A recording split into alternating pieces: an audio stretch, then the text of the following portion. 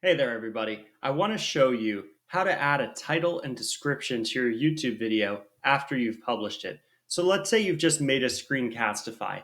You can see it right here. Up here, I have not added a title. This is part of the reason why I'm showing you this tutorial. If you press publish right now, this video is going to be published without a title. The title is going to be Untitled March 25th, 2020. When I press view on YouTube, you can see this is the title. There's no description here. So let's pretend I'm in this situation where I've published this video and that's what it looks like. How do I change that?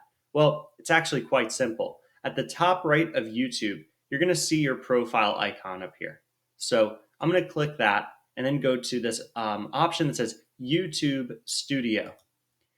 When I go to YouTube Studio, what I'm doing is entering this studio management view. So on the left-hand side, there are a couple different options, and the one I want to go to is videos. So inside of videos, I'll see all these different options for videos that I've seen. They're each a row. I can highlight different ones. This video is the one that I want to adjust. It says untitled. It has no description. If I want to, I can press the pencil and go into the description of this video.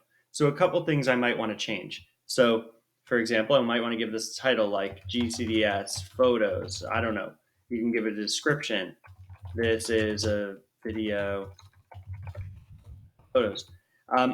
You can change the visibility if you'd like. You can make it public. You can make it unlisted. You can add it to any of your playlists here. I have another tutorial about playlists.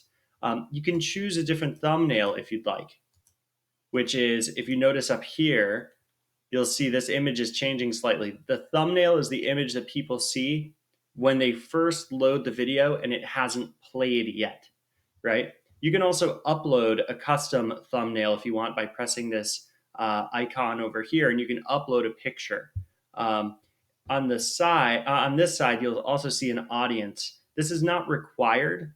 I actually choose no, it's not made for kids pretty often. The reason is if you choose yes, then that video cannot be added to a playlist. It's a really unusual feature, but just happens to be the case. If you do choose yes, it will go through one of YouTube's automated filters and then end up on YouTube Kids potentially, which is their different service. But you can also just choose to leave that blank. And the last part here is about tags. So let's say I wanted to help other people find my videos. I can add tags here like GCDS. I press enter. I can add another one like tutorial. I can add technology, photos. You can keep going as much as you want. If I have tags from another video, I can also copy them in. I'll show you that in one moment. When you're done adjusting your video's title and description, just press save at the top right. And this will process. And at the bottom, oops, sorry, this window is there. It says changes saved. If I press at the top left here, I can go back to my channel videos.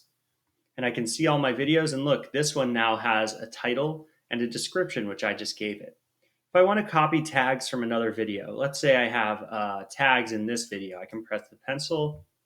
Oh, I do not have tags in that video. Let's go back. Let's try this one. Press the pencil. Here we go. So I got a ton of tags here. What if I want to slap that into another video? I can press this icon. It looks like 2 pages. It means copy all. So I'll copy all of those tags. It says tags are copied to your clipboard. Press up here, go back to this video. And I click in and I can press Control V to paste, just like you would paste in a document. And save. And those tags, changes are saved. Those tags are now in this video. Well, what do tags do? Tags are a way for people to find your videos if they don't know what they're looking for. So if I search for photos on YouTube, because I want to find a tutorial about photos, so I search photos tutorial. This video is more likely to come up if it's a public video. Remember, these have to be set to public to be searchable. If they're unlisted or private, there's not a lot of reason for you to add tags. But if you make your videos public, you can allow people to find them more easily using those tags.